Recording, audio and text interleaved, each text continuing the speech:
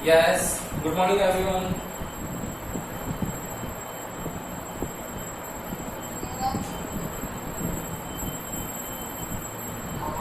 Yes, good morning everyone.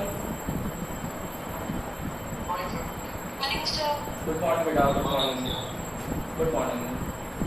हम लोगों ने लास्ट क्लास में वेव ऑप्टिक्स चैप्टर कंप्लीट कर लिया था अपना। वेव ऑप्टिक्स में हम लोगों ने पोलराइजेशन देख लिया था।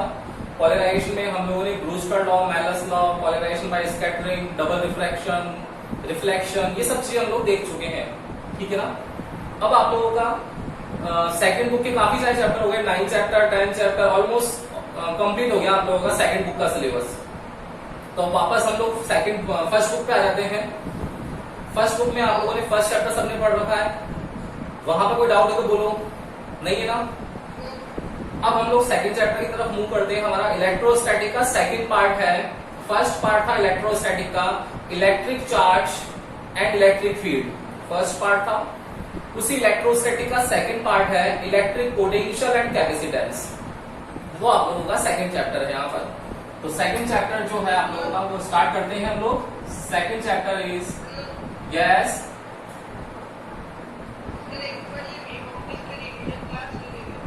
किसकी?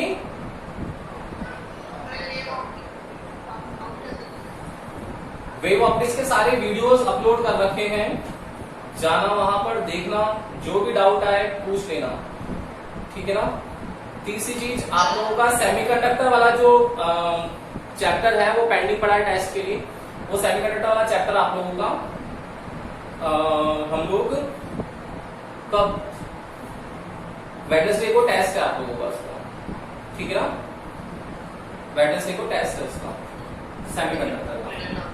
तो इलेक्ट्रिक पोटेंशियल एंड कैपेसिटेंस चालू करते हैं। देखो क्या है, सबसे पहले आप लोगों को 10th क्लास की जो पढ़ रखा है उसके चैप्टर का आप लोगों को डिफाइंस दे रखी थी, उनका आप लोगों को एनालिसिस करना है। क्या है डिफाइंस देखना। सबसे पहले है कि electric potential and potential difference, दोनों में फर्क क्या होता है। Electric potential and potential difference में क्या होता है। इलेक्ट्रिक पोटेंशियल का मतलब क्या होता है बेटा, क्या होता है इलेक्ट्रिक पोटेंशियल का मतलब देखना। लेट सपोज कोई एक चार्ज है, उस चार्ज का एक इलेक्ट्रिक फील्ड है, ये इलेक्ट्रिक फील्ड है चार्ज का, क्लियर है। अब इस चार्ज के लिए यहां पर एक टेस्ट चार्ज रखा हुआ है प्लस Q0, टेस्ट चार्ज रखा हुआ है प्लस Q0। ये प्लस Q0 जो चार्ज है वो लॉन्ग डिस्टेंस पर है, तो हम लोगों ने कंसिडर कर लिया है कि लेट सपोज ये इन्फिनिटी डिस्टेंस है, ठीक है। अब क्या होगा, इस चार्ज को हम लोगों ने क्या कर रहे हैं कि इस पॉइंट से उठा करके इस इलेक्ट्रिक फील्ड के किसी भी पॉइंट तक लेकर आ जाए, यहां तक लेकर आ गए हम लोग। ये पॉइंट लेट सपोज B है, ये पॉइंट A है, तो हम लोगों ने क्या करा, इस चार्ज को यहां से उठा कर लेकर आ गए। अब चार्ज है, चार्ज का कोई ना कोई मास होगा ना। तो चार्ज के मास, अगर किसी भी ऑब्जेक्ट का मास होता है तो उसको उठाने के लिए, उसको लिफ्ट करवाने के लिए हम लोगों को फोर्स अप्लाई करना ही पड़ता है। ये चीज बताइए आप लोगों को, किसी भी ऑब्जेक्ट का मास होता है, उसको लिफ्ट करवाना है आप लोगों को, तो आप लोगों को क्या करना पड़ेगा, फोर्स लगाना ही पड़ेगा। और जब भी अगर हम लोग फोर्स लगाएंगे तो फोर्स लगाने से साथ क्या हो रहा है, उसका फोर्स और एक पोजीशन चेंज हो रही है, मतलब डिस्प्लेसमेंट भी चेंज हो रहा है। तो फोर्स और डिस्प्लेसमेंट के मल्टीपल से क्या आएगा, वर्क डन आएगा, बताओ आएगा ना। तो यही वर्क डन जो होता है मेरा, वो क्या होता है, इलेक्ट्रिक पोटेंशियल होता है। तो क्या कह दिया हम लोगों ने, क्या सोच लेना चाहिए हम लोगों को कि कोई भी चार्ज अगर इन्फिनिटी डिस्टेंस पे रखा हुआ है, तो इन्फिनिटी डिस्टेंस से उठा करके अगर हम लोग इलेक्ट्रिक फील्ड के किसी पॉइंट तक लेकर आ जाए, तब वो हमारे पास जो वर्क डन हुआ है वही वर्क डन मेरा इलेक्ट्रिक पोटेंशियल होगा। तो क्या लिखना चाहिए डिफाइन बताओ, to displace the test charge या यूनिट टेस्ट चार्ज, इसकी वैल्यू को हम लोग 1 कूलम भी लिख सकते हैं, जितने भी डिफाइन लिखते हैं हम लोग 1 कूलम से लिखते हैं, तो 1 कूलम ले लो, कोई दिक्कत नहीं है। To displace the unit charge from infinity distance to electric field point, required work done is known as electric potential। Clear? तो पोटेंशियल हो गया हमारे पास कि इन्फिनिटी से उठा करके किसी भी चीज को इलेक्ट्रिक फील्ड के किसी एक पॉइंट तक लेकर आ जाए, इट मींस वो मेरा इलेक्ट्रिक पोटेंशियल होता होगा। तो पोटेंशियल डिफरेंस क्या होता होगा?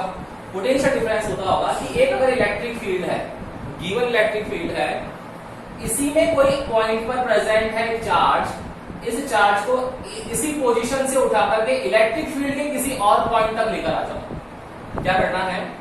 To displace the unit charge, फिर वन गुलाम ले लो, तो क्या होगा? To displace the unit charge from one position of the electric field to the another position of electric field, required work done is known as potential difference. ये सारी कहानी 10th क्लास तक की थी। 10th में ऐसा कुछ पढ़ रखा है आप लोगों ने कि अगर पोटेंशियल डिफरेंस है मतलब सेम इलेक्ट्रिक फील्ड की कहानी होती होगी, इलेक्ट्रिक पोटेंशियल है मतलब दूसरे इलेक्ट्रिक फील्ड जो इंफिनिटी पे प्रेजेंट है वहां से किसी और इलेक्ट्रिक फील्ड की बात होती होगी।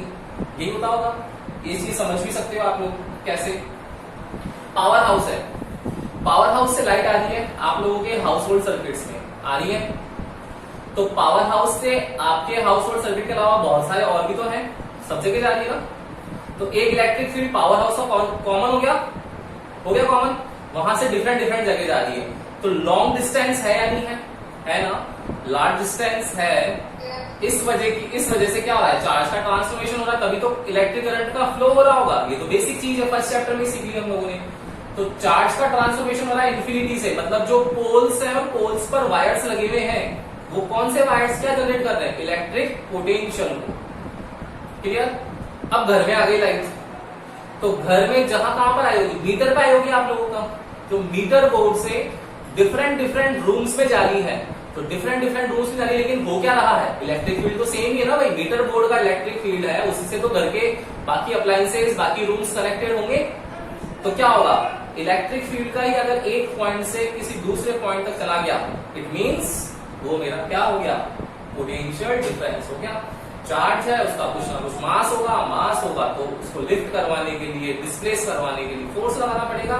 तो फोर्स और डिस्प्लेसमेंट के मल्टीपल से मेरा वर्क डन आएगा, वही वर्क डन एक बार पोटेंशियल, एक बार पोटेंशियल डिफरेंस में कन्वर्ट हो जाएगा। कोई भी दिक्कत हो तो बोलो बेटा, है क्या? नहीं है ना?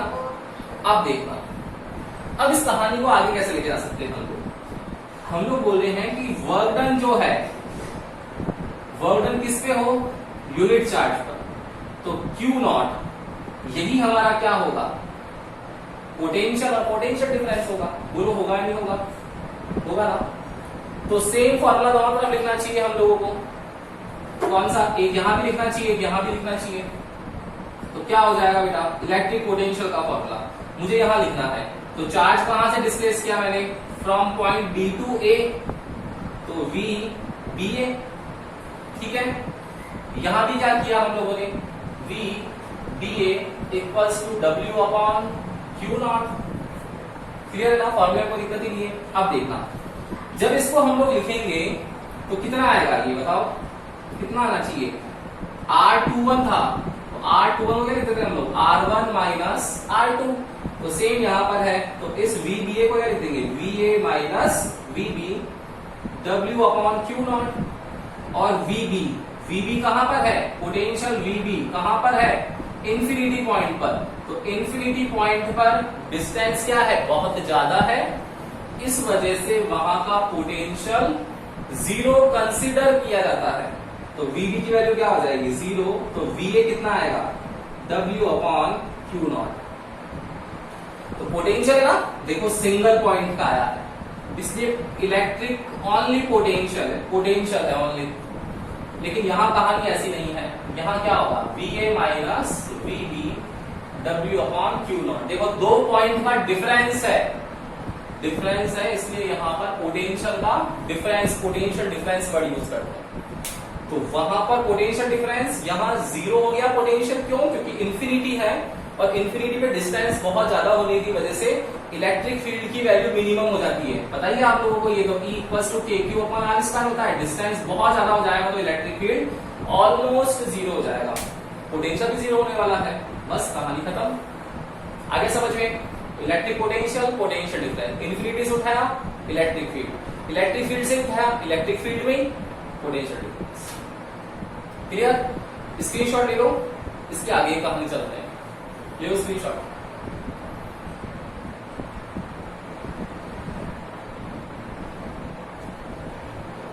यस, ले लिया स्क्रीनशॉट। अब देखो, अब है बेटा कि इस पोटेंशियल की वैल्यू कितनी होती है। तो पोटेंशियल की वैल्यू निकालने के लिए हम लोगों को डेरिवेशन करना पड़ेगा। डेरिवेशन क्या है वो देखते हैं एक बार।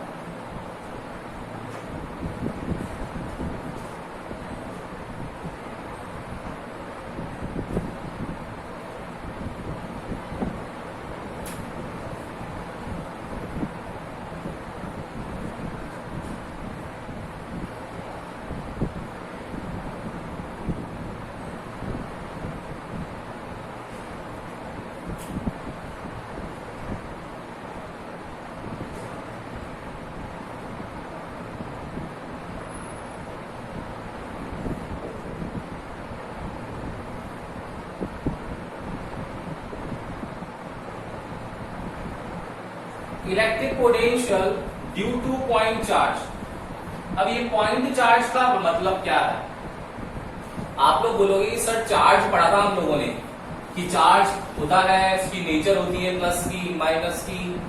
ये पॉइंट चार्ज कुछ नहीं पढ़ा हम लोगों ने। तो पॉइंट चार्ज क्या हो जाएगा? पॉइंट चार्ज देखो, पॉइंट, ये पॉइंट लगा दिया। तो चार्ज तो कितना होता है आप लोगों को पता ही है। इलेक्ट्रॉन हुआ तो 9.1 इंटू 10⁻³ kg का मास होगा और इसका चार्ज 1.6 इंटू 10⁻19 गुना होगा। देखो -19 है ना, बहुत स्मॉलर है, बहुत स्मॉलर है। लेकिन अगर मैं बोलता हूं कि -19 का एरिया निकालो, बताओ कितने जगह निकाल सकते हो? एरिया कितना ढंग से फाइंड कर सकते हो? एरिया मतलब क्या होगा बेटा? मीटर स्क्वायर होने वाला है ना। तो माइनस का स्क्वायर और होगा, मान लो 10⁻10 का स्क्वायर करो तो -20 आएगा, नहीं आएगा? मतलब तो बहुत छोटा हो जाएगा। वॉल्यूम निकाल सकते हो क्या? वॉल्यूम मीटर क्यूब हो जाएगा और छोटा हो जाएगा। मतलब पॉइंट चार्ज क्या होता होगा? सोचो, किसी भी ऑब्जेक्ट पर पॉइंट चार्ज की डिफाइन बहुत इंपॉर्टेंट है। बहुत सारे टीचर्स भी नहीं बताते हैं ये चीज, और इंपॉर्टेंट है पॉइंट चार्ज, बिल्कुल ध्यान होना चाहिए। ऐसे प्रोग्राम में आपके क्लियरली दे रखा है पॉइंट चार्ज क्या है, तो ध्यान रखना पॉइंट चार्ज की डिफाइन क्या होती है। पॉइंट चार्ज क्या होता है कि किसी भी एक पॉइंट पर जिस पॉइंट का एरिया फाइंड नहीं कर सके, जिस पॉइंट का वॉल्यूम फाइंड करना पॉसिबल नहीं है, और एरिया नहीं है, वॉल्यूम नहीं है, तो डेंसिटी भी नहीं निकाल पाएंगे। क्लियर है ना? तो किसी भी पॉइंट पर अगर उस ऑब्जेक्ट का मास एंड चार्ज कैलकुलेट कर लें, केवल इतना ही काम करना है, मास और चार्ज कैलकुलेट कर लें, इट मींस वो जिस जगह पर है वही पॉइंट चार्ज है। एरिया और वॉल्यूम का कोई लेना देना नहीं। आ गया? क्लियर है? अब उस पॉइंट चार्ज के लिए इलेक्ट्रिक पोटेंशियल कितना होता होगा वो देखना पड़ेगा। तो देखो डायग्राम कैसे देखेंगे, ध्यान से देखना बेटा। लेट्स सपोज एक कोई पॉइंट है O, इस पॉइंट O पर एक चार्ज प्रेजेंट है +Q। इस पॉइंट O पर जो +Q चार्ज प्रेजेंट है, इससे इसका इलेक्ट्रिक फील्ड का पॉइंट है, ये पूरा क्या है, इसका एक पर्टिकुलर इलेक्ट्रिक फील्ड है। इस इलेक्ट्रिक फील्ड की डिस्टेंस दे दी इसमें R है। मुझे क्या फाइंड करना है? इलेक्ट्रिक पोटेंशियल फाइंड करना है। तो पोटेंशियल क्या बताया अभी मैंने कि सर इंफिनिटी से चार्ज को उठा करके लेके आना है, कोई दिक्कत नहीं है, इंफिनिटी से उठा के ले आएंगे। मान लिया हम लोगों ने कि यहाँ पर इंफिनिटी पर, ये इंफिनिटी है डिस्टेंस। अब ये मत बोलना कि सर तो बोर्ड है, अरे बोर्ड पर तो इंफिनिट डिस्टेंस को कोई भी मतलब ड्रॉ नहीं कर पाएगा। मान के चलना कि ये इंफिनिटी ले लिया मैंने, ये इंफिनिटी है। लेट्स सपोज ये इंफिनिटी है, पॉइंट बी पे प्रेजेंट है। यहां चार्ज रख दिया मैंने +Q। क्लियर? क्या होगा सोचो कि यहां से यहां तक इंफिनिटी से अगर हम लोग चार्ज को उठा करके इलेक्ट्रिक फील्ड के पॉइंट तक लेकर आ जाए, ये पूरा इलेक्ट्रिक फील्ड है इसका, OA R डिस्टेंस का। तो अगर मैं इंफिनिटी से उठा करके किसी भी इलेक्ट्रिक फील्ड के पॉइंट A पर लिया हूं, तो इंफिनिटी से R तक लाने में जो वर्क डन होगा वही वर्क डन मेरा क्या होगा बेटा? पोटेंशियल होगा। ये कहानी सबको समझ में आ गई है अभी तक की। तो देखो कर क्या सकते हैं इसके लिए। आप लोग बोलोगे कि सर डिस्टेंस निकाल लो, सबसे पहले डिस्टेंस पता होनी चाहिए। लेट्स सपोज ये जो लार्ज डिस्टेंस है, मैंने पॉइंट ओ से पॉइंट बी की डिस्टेंस को ले लिया एक्स है। तो मुझे बताओ कि मैंने आप लोगों को 11th क्लास समझा रखी डेरिवेशन की पार्ट में कि क्या हम लोग लार्ज फिजिकल क्वांटिटी या लार्ज डिस्टेंस इन सब का डिफरेंशिएशन और इंटीग्रेशन कर सकते हैं क्या? कर सकते हैं क्या? नहीं कर सकते ना डायरेक्टली। क्या करते हैं हम लोग कि डिफरेंशिएशन यही चीज होती है कि किसी भी फिजिकल क्वांटिटी को स्मॉल एलिमेंट्स में डिवाइड करना है। तो आप बोलोगे कि सर इन्फिनिटी तो बहुत ज्यादा है, क्या करें इस चीज को? ब्रेक करना पड़ेगा स्मॉल एलिमेंट्स में। तो स्मॉल एलिमेंट्स में आप लोगों को यहाँ पर क्या करना पड़ेगा? इसको ब्रेक करना पड़ेगा। कैसे कर सकते हैं बेटा हम लोग ब्रेक? कि ए को बी से जोड़ लो, ये जोड़ लिया हम लोगों ने लाइन को, क्लियर? तो बी टू ए पर लेकर आएगा, तो क्यों ना हम लोग एक स्मॉल एलिमेंट के लिए बीच में जो इंफिनिटी टू इलेक्ट्रिक फील्ड का रास्ता है उसके बीच में मैंने कोई भी एक स्मॉल एलिमेंट ले लिया dx, डिस्टेंस है x, तो मैंने इसका एलिमेंट क्या होगा? dx होगा। किसी को ये तो नहीं लग रहा ना कि सर dr लेना चाहिए, अरे r तो इलेक्ट्रिक फील्ड का है, निकालना पोटेंशियल x डिस्टेंस के लिए तो dx ही लेंगे, ठीक है? तो देखो dx ले लिया। अब क्या होगा? म्यूट करो अपने आप को। अब क्या होगा कि जो dx है वो dx स्मॉल एलिमेंट है, तो मुझे स्मॉल एलिमेंट के लिए जो काम करना है और उसको ओवरऑल क्या है? Infinity to small r. तो इन्फिनिटी टू स्मॉल आर के लिए मैं अगर इंटीग्रेट कर दूंगा तो टोटल वैल्यू आएगी नहीं आएगी? बताओ मुझे, यस और नो? आ जाएगी ना? क्लियर है? तो ये जिसका पीछे से नॉइज आ रहा है बेटा अपने आप को साइलेंट करो। कौन है ये?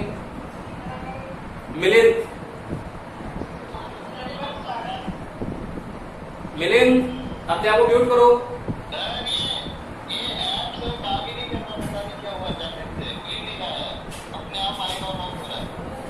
वापस कनेक्ट हो एक बार।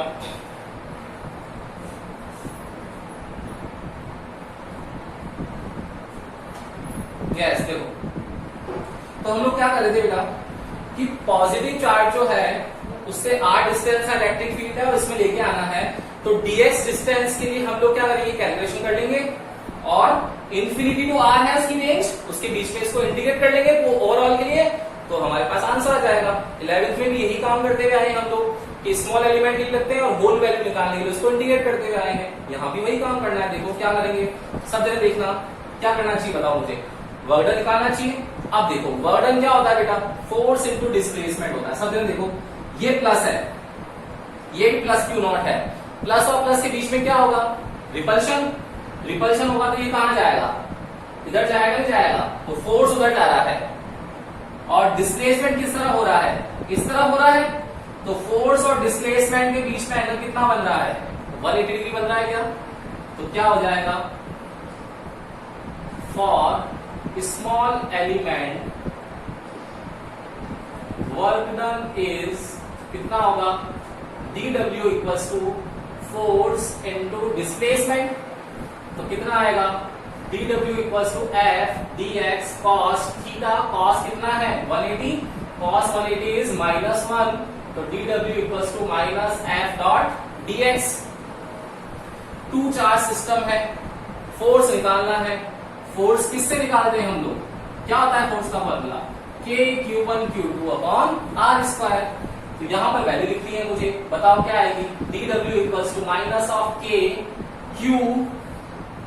q not distance is x square dot dx। Clear? ये तो आ गया इस स्मॉल एलिमेंट के लिए। ओवरऑल के लिए निकालना है, तो कहां से लेके आ रहे हैं? इन्फिनिटी से कहां तक लेके आ रहे हैं? r तक लेके आ रहे हैं। तो क्या हो जाएगा? क्या लिखेंगे हम लोग इसमें? To get whole value of work done integrate the above term. Integrate करेंगे तो इंफिनिटी पे प्रेजेंट है, तो बताओ इंफिनिटी पे वर्क डन क्या होगा? इनिशियली 0 होगा। जब यहां तक लेके आ जाएंगे तो कंप्लीट वर्क डन हो जाएगा W। फिर जब वर्डन इंफिनिटी पर है तो डिस्टेंस कितनी है मेरी? डिस्टेंस कितनी है? इंफिनिटी है। और जब मैं इसको पॉइंट ए तक लेकर आ गया तो डिस्टेंस कितनी हो गई मेरी? r हो गई। x यहां तक आ जाएगा, r के इक्वल हो जाएगा। कर दो इंटीग्रेशन, क्या आएगा इंटीग्रेशन बताओ मुझे सब जने। सबको पता है इंटीग्रेशन सबको करना आता है, तो integration 0 to w initial to final 1 dot dw minus of k q q not over x square dot dx from infinity to r। करेंगे इसको इंटीग्रेट, देखो क्या आएगी बेटा वैल्यू 1 डॉट dw, सबको पता है क्या 1 डॉट dw कितना होता है, बताओ 1 डॉट dw कितना होता है, w होता है क्या, तो w फ्रॉम 0 टू w, देखो कांस्टेंट रहेगा k, q कांस्टेंट है, q नॉट कांस्टेंट है, तो बाहर ले लेंगे इसको, पीछे क्या बच गया फ्रॉम इंफिनिटी टू r, ये विद माइनस साइन है 1 over x square dot dx। 1 over x square का इंटीग्रेशन कर सकते हैं, सब मैथमेटिक्स वाले बच्चे हो आप लोग। हम लोग क्या करेंगे इसको x टू दी पावर -2 ले जाएंगे ऊपर और x to the power n+1 upon n+1 से सॉल्व करेंगे, तो सबको पता है -1 ओवर x आने वाला है, तो कितना आएगा देखो यहां पर क्या चल रहा है w from 0 to w minus k q not, इसका इंटीग्रेशन आएगा -1 over x infinity to r, ये माइनस और ये माइनस क्या होने वाला है प्लस होने वाला है, तो क्या आ जाएगा w 0 टू w माइनस और माइनस प्लस कर लें k q not upper limit 1 over r minus lower limit 1 over infinity, तो कितना आया बेटा यहां भी रखते हैं upper limit minus lower limit, तो k q not 1 over infinity, infinity 1 over 0, ऊपर 0 चला गया तो ओवरऑल कितना हो गया ये 0 हो गया, तो क्या बच गया 1 ओवर r, तो w की वैल्यू आ गई आप लोगों के पास में कितनी k q not over r, ये तो आया w। और वर्क डन जो होता है वही तो क्या होता है इलेक्ट्रिक पोटेंशियल होता है, कैसे होता है क्या फॉर्मूला होता है बेटा, तो क्या हो जाएगा therefore electric potential v equals to w over q not होगा बिल्कुल होगा, तो कितना आएगा इससे v इक्वल्स टू w की value k q not over x over r dot q not, इस q नॉट से q नॉट चला गया, तो v की वैल्यू क्या आ गई k q ओवर r। बोलो कोई दिक्कत है क्या इसमें किसी को, इस डेरिवेशन पार्ट में किसी को भी दिक्कत है तो बोलना बेटा, है क्या, यस और नो, यस यस और नो बोलो, स्क्रीनशॉट ले लिया इसका एक बार आप लोगों ने, ले लिया स्क्रीनशॉट। अब देखना हमारे पास पोटेंशियल की वैल्यू आ गई है के क्यू ओवर आर, तो हम लोग कैसे इसको फाइंड आउट कर सकते हैं वैल्यू को,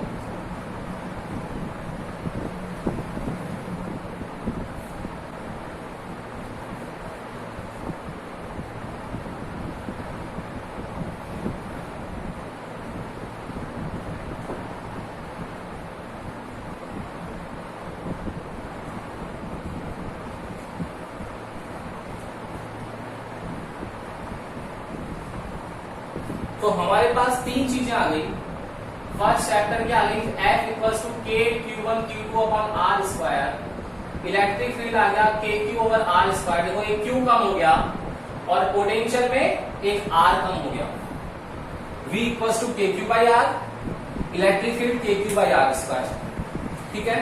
इसके बेसिस पर हम लोग न्यूमेरिकल्स करते हैं, याद रखना ये फोर्स और इलेक्ट्रिक फील्ड वेक्टर क्वांटिटी है और ये वाली जो है वो क्या है स्केलर क्वांटिटी है। मैंने बताया था वेक्टर क्वांटिटी में प्लस और माइनस इक्वेशन को सॉल्व करते वक्त नहीं लगाना है, क्योंकि वेक्टर में प्लस और माइनस डायरेक्शन को रिप्रेजेंट करता है, वेयर एज स्केलर में प्लस और माइनस लगाना है क्योंकि प्लस और माइनस वहां मैग्नीट्यूड को रिप्रेजेंट करता है। ओके, तो हम लोग अब स्केलर के क्वेश्चंस करेंगे, तो प्लस माइनस होगा, प्लस माइनस लगाना पड़ेगा। देखो कैसे करोगे बेटा, लेट सपोज ये पॉइंट ए है, ये पॉइंट बी है, पॉइंट ए पर 3 माइक्रोकूलम है चार्ज, पॉइंट बी पर -5 माइक्रोकूलम है, ये पॉइंट है O, यहाँ की डिस्टेंस है 1 मीटर, यहाँ की डिस्टेंस है 2 मीटर। तो क्वेश्चन आएगा find the electric potential at point O। कैसे फाइंड करोगे, बताओ मुझे कैसे फाइंड करना पड़ेगा। देखो समझे, ध्यान से देखो, क्या करोगे बेटा, पॉइंट ए का भी आएगा ओ पर, आएगा ना, पॉइंट ए का भी इफेक्ट आएगा ओ पर, पॉइंट बी का भी इफेक्ट आएगा ओ पर। तो सोचो मेरे पास 100 रुपीज है, मुझे एक स्टूडेंट ने 50 दिए, दूसरे ने भी 50 दिए, तो मेरे पास तो टोटल 100 हो गया ना। तो मैंने क्या करा दोनों के लिए प्लस किया, 100 डाल के क्या करा प्लस किया। अब सोचो मेरे पास 100 है और मुझे किसी दो स्टूडेंट्स को वापस को डिवाइड करना है, तो मैंने दे दिया, एक को 60 दे दिया, एक को 40 दे दिया। तो बताओ मेरे पास से कम हुआ तो क्या करना पड़ेगा, माइनस करना पड़ेगा ना। मतलब अभी पॉइंट ए टू ओ जब गया तो ओ के पास आ गया पोटेंशियल, बी के पास गया ओ से तो ओ के पास पोटेंशियल आ गया, मतलब ओ के पास टोटल पोटेंशियल हुआ है नहीं हुआ, दोनों का प्लस होना चाहिए नहीं होना चाहिए, बिल्कुल होना चाहिए। तो क्या हो जाएगा, potential at O will be VA plus VB, क्या होगी K Q A upon R plus K Q B upon R. The value is, K की वैल्यू कितनी होती है 9 इंटू 10⁻⁹, क्यू ए कितना है 3 माइक्रोकुलाम, तो 3 इंटू 10⁻⁻⁶, आर की वैल्यू कितनी है 1 प्लस के कितना है 9 इंटू 10⁻⁹, क्यू बी। अब देखो क्यू बी कितना है माइनस, इलेक्ट्रिक फील्ड का क्वेश्चन होता तो माइनस नहीं लिखते, अब यहाँ माइनस लिखना पड़ेगा, तो -5 इंटू 10⁻⁻⁶ डिवाइडेड बाय डिस्टेंस 2। इसको सॉल्व करोगे आप लोगों का इलेक्ट्रिक पोटेंशियल का आंसर आ जाएगा, आ जाएगा। बोलो कोई दिक्कत है इसमें, नहीं है। अब बात रही यूनिट की, सर यूनिट क्या लगावे, तो V इक्वल्स होता है W/Q0। तो वर्क की यूनिट क्या होती है बेटा जूल, चार्ज की क्या होती है कूलम, तो जूल पर coulomb is the unit of potential and potential difference. Yes और नो, कोई भी दिक्कत है तो बोलो, इसमें कर दोगे ना, बोलो भाई यस बोलो, रिस्पॉन्स दिया करो, बैठे रहते हो चुपचाप, ठीक है ना। हाँ बोला करो, ले लिया स्क्रीनशॉट इसका।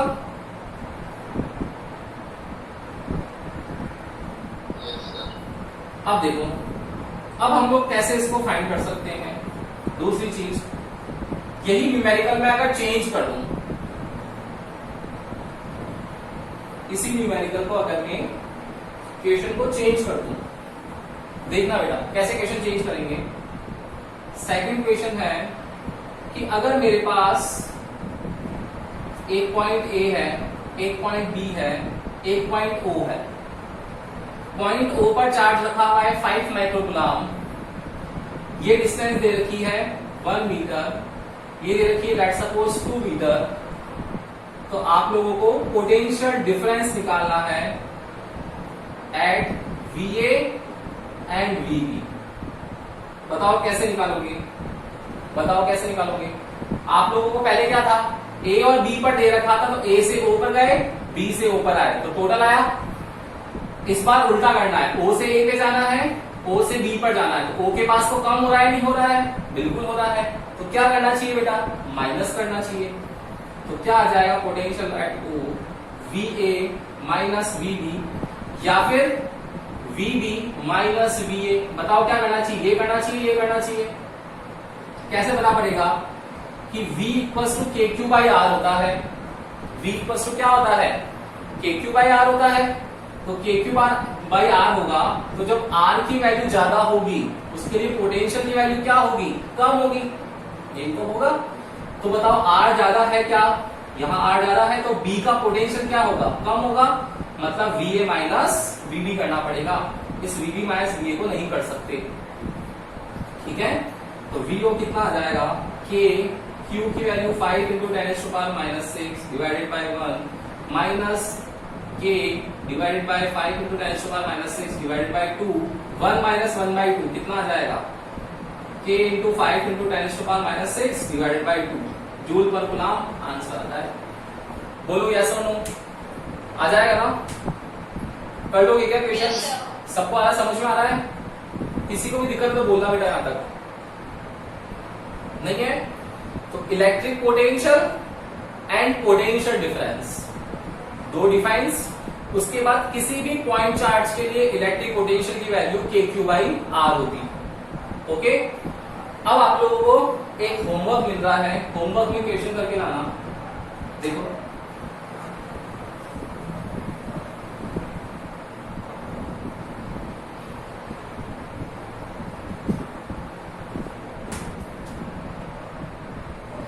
होमवर्क का क्वेश्चन है कि अगर आप लोगों के पास एक हेक्सागोनल है, इस हेक्सागोनल की एक साइड दे रखी है 10 सेंटीमीटर और आप लोगों को इसके सेंटर पॉइंट O पर इलेक्ट्रिक पोटेंशियल फाइंड करना है सबको, ठीक है।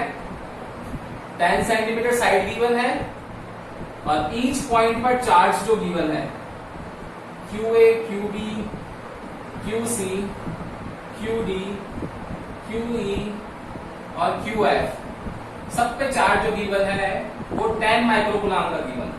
ओके, एक हेक्सागोनल है, पॉइंट O पर आप लोगों को इलेक्ट्रिक पोटेंशियल फाइंड करना है और जो इसका हर एक पॉइंट है, ईच पॉइंट पर चार्ज की वैल्यू है 10 माइक्रोकूलम। ये आप लोगों का होमवर्क है, करके बताना मुझे कल मिलते हैं। इसके आगे करेंगे, जो भी प्रॉब्लम हो वीडियो में देखनी है, जहां डाउट आए क्लास में आके पूछ लेना। ओके, तो थर्ड चीज, वेडनेसडे को आप लोगों का सेमीकंडक्टर का टेस्ट रहेगा। डाउट आता है पूछ लेना मुझसे, 2 दिन है आप लोगों के पास। जो टॉपिक बोलोगे उसका रिवीजन भी करवा दूंगा मैं आप लोगों को। चैप्टर के लिए तो पूरा वीडियो देखना पड़ेगा आपको। ओके, तो मिलते हैं नेक्स्ट क्लास में। Good day.